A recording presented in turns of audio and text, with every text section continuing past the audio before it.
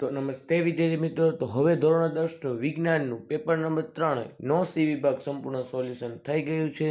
તો ચાલો જોઈએ. અને જો તમે મારી ચેનલને સબસ્ક્રાઈબ ન કરી તો ખાસ સબસ્ક્રાઈબ કરજો. તો 38મો ક્વેશ્ચન શું છે કે વિઘટનના પ્રક્રિયાઓના પ્રકાર જણાવી કોઈ પણ બે પ્રક્રિયાના એક ઉદાહરણ સમીકરણ સાથે લખો.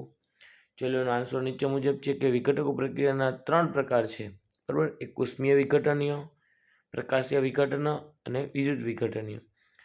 તો હવે ઉષ્મીય વિઘટનમાં શું લખવાનું કે કેલ્શિયમ કાર્બોનેટને સખત ગરમ કરવાથી તેનું વિઘટન થઈ કેલ્શિયમ ઓક્સાઇડ અને CO2 વાયુ ઉત્પન્ન થાય છે.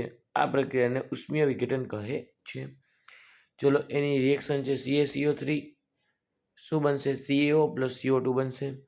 પ્રકાશીય વિઘટન, ચલો સિલ્વર ક્લોરાઇડને સૂર્યપ્રકાશમાં રાખતા તેનું વિઘટન થઈ સિલ્વર અને ક્લોરીન વાયુ છૂટા પડે છે. આ પ્રક્રિયાને પ્રકાશીય વિઘટન કહે છે. ચલો એના પછીનો ક્વેશ્ચન નંબર 39મો.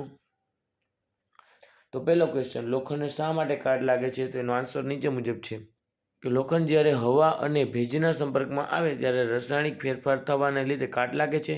બીજો ક્વેશ્ચન, કાટને અટકાવવાના 2 ઉપાયો જણાવી દો. કાટને અટકાવવાના 2 ઉપાયો નીચે મુજબ કે લોખંડ પર રંગ કરવો અને લોખંડ પર ગ્રીસ કે તેલ લગાવવું. ચલો ત્રીજો ક્વેશ્ચન કે ઉપરોક્ત કાર્યમાં નમનનો કયો ગુણ જોવા મળે છે? તો નમનમાં જાગૃતતા, બુદ્ધિમત્તા અને મદદરૂપ સ્વભાવનો ગુણ જોવા મળે છે. ચલો એના પછીનો ક્વેશ્ચન નંબર 40મો. તાંબાના શુદ્ધિકરણની વિદ્યુત વિભાજનની પદ્ધતિ આકૃતિ સહિત સમજાવો. ચલો આન્સર નીચે મુજબ છે કે કાચી ધાતુમાંથી મેળવેલા ધાતુના અશુદ્ધિઓ હોય છે, આથી ધાતુઓને શુદ્ધિકરણ કરવું જરૂરી છે. વિદ્યુત વિભાજનીય શુદ્ધિકરણ એ અશુદ્ધ ધાતુઓના શુદ્ધિકરણ માટે સૌથી વ્યાપક પ્રમાણમાં વપરાતી પદ્ધતિ છે. પછી બરાબર, કોપર, ઝિંક, ટીન, નિકલ, ચાંદી અને સોના જેવી ધાતુઓને શુદ્ધ કરવા માટે વિદ્યુત વિભાજનીય રિડક્શન કરવામાં આવે છે, જેમાં અશુદ્ધ ધાતુઓને સક્રિય એનોડ અને શુદ્ધ ધાતુઓની પાતળી પટ્ટી કે થોડ પર બનાવવામાં આવે છે. અને આ એની આકૃતિ છે, જોઈ લેજો વિદ્યાર્થી મિત્રો. બરાબર, આ એનો ક્વેશ્ચન જોઈ લેજો. આ પૂરો બોલીને સમજાવીશ તો આ વિડીયો લાંબો થઈ જશે. અને બરાબર, હવે ક્વેશ્ચન નંબર 41મો. અને જો તમે આમાં હજી સુધી અમારી ચેનલને સબસ્ક્રાઈબ ન કરી તો ખાસ સબસ્ક્રાઈબ કરો ને કરો. 41મો ક્વેશ્ચન કે આવર્તન એટલે શું? 2 ઉદાહરણ સાથે સમજાવો. તો બરાબર કે વનસ્પતિના અંગોમાં હલનચલન, બાહ્ય અને સદિશીય ઉત્તેજના અનુરૂપ દર્શાવાય તેને આવર્તન કહે છે. ઉત્તેજના દ્વારા ઉત્તેજની પ્રક્રિયાને પ્રતિચાર કે પ્રતિક્રિયાત્મકતા કહે છે. જો વનસ્પતિમાં અંગની વૃદ્ધિ ઉત્તેજના પ્રેરે તો પરિબળની દિશા તરફ હોય છે અને તો તેને ઘન આવર્તન, અને જો ઉત્તેજના પ્રેરતા પરિબળની વિરુદ્ધ દિશા તરફ હોય છે તો તેને ઋણ આવર્તન કહે છે.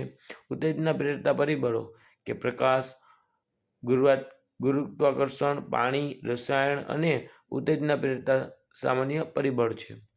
ઉદાહરણ તરીકે જોઈ લેજો કે પ્રકાશનું વર્તન કે પ્રકાશની પ્રતિક્રિયાને રૂપે વનસ્પતિઓના અંગોમાં થતા હલનચલનને પ્રકાશનું વર્તન કહે છે. ઉદાહરણ તરીકે મૂળતંત્ર ઋણ પ્રકાશ વર્તન અને પ્રકાંડ ધન પ્રકાશ વર્તન દર્શાવે છે.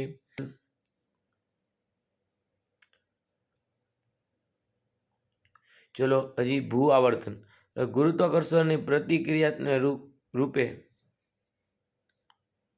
વનસ્પતિના અંગોમાં થતા હલનચલનને ભૂ આવર્તન કહે છે. એનું મૂળતંત્ર ઘન ભૂ આવર્તન અને પ્રકાંડ ઋણ ભૂ આવર્તન દર્શાવે છે. ચલો ક્વેશ્ચન નંબર 42મો શું છે કે વાનસ્પતિક પ્રજનન એટલે શું? તેના કોઈ પણ 2 ફાયદાઓ જણાવી દો. કે કેટલીક વનસ્પતિઓના મૂળ, પ્રકાંડ અને પર્ણો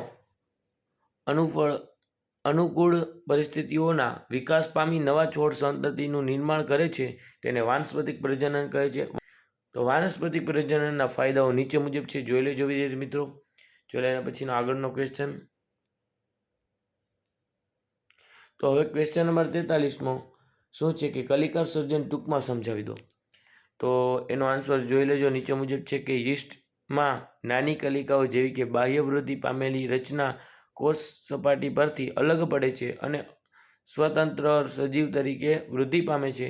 કેટલીક વખત આ પ્રક્રિયા 3 થી 4 વખત થતાં શૃંખલામાં વસાહત રચાય છે. ચલો એની આકૃતિ છે, જોઈ લેજો વિદ્યાર્થી મિત્રો.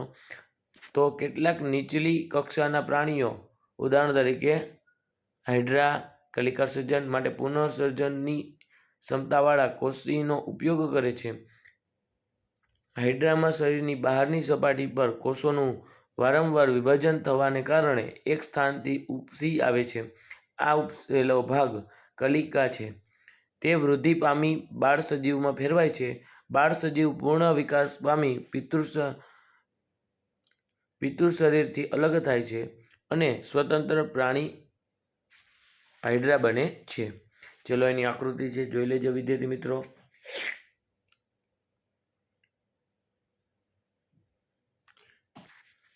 ચલો એના પછીનો ક્વેશ્ચન નંબર 44મો શું છે કે અંતઃગોળ અરીસાના વક્રતા કેન્દ્ર તથા મુખ્ય કેન્દ્ર પર મૂકેલી વસ્તુઓ માટે મળતા પ્રતિબિંબની કિરણાકૃતિ દોરી પરિણામ અને સ્થાન જણાવી દો. તો આપણે કિરણાકૃતિ દોરવાની છે, એનું સ્થાન જણાવવાનું છે કે સ્થાન ક્યાં મળે? સી અને એફની વચ્ચે, બરાબર. વસ્તુનું સ્થાન ક્યાં મળે છે? આ પ્રતિબિંબનું સ્થાન ક્યાં મળે? કે વક્રતા કેન્દ્ર સી થી દૂર, બરાબર. અને પ્રતિબિંબનું પરિમાણ શું છે કે વસ્તુ કરતાં મોટું હશે, પરિમાણ આટલું હશે, બરાબર. ચલો એમાં આકૃતિ બી શું છે? બીનો ક્વેશ્ચન કે બહિર્ગોળ લેન્સના 2f પર મૂકેલી વસ્તુ માટે મળતા પ્રતિબિંબના કિરણાકૃતિ દોરી પરિણામ અને સ્થાન જણાવી દો.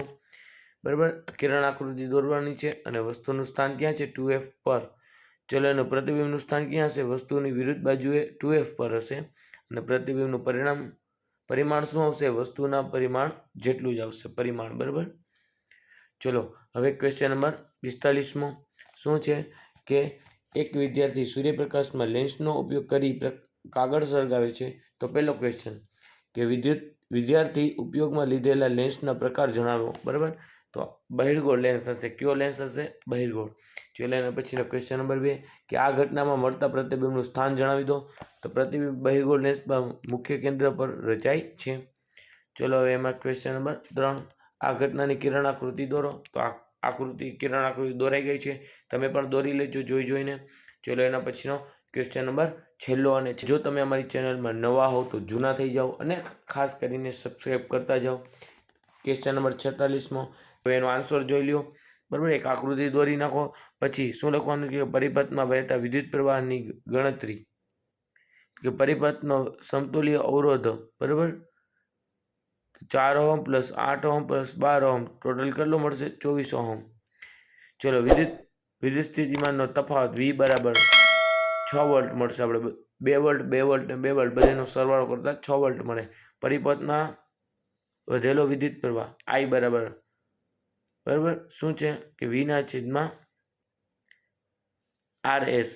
તો એમાં Vની કિંમત 6 અને RSની કિંમત 24, તો આપણે મળશે 0.25 એમ્પિયર. તો એમીટરનું અવલોકન 0.25 એમ્પિયર હશે. વિભાગ સી સંપૂર્ણપણે પૂરો થયો. હવે અગાઉનો વિડીયો ખાસ જોજો અને વિભાગ ડી ખાસ જોજો, અને અમારી ચેનલને સબસ્ક્રાઈબ ન કરી તો ખાસ કરો ને કરો.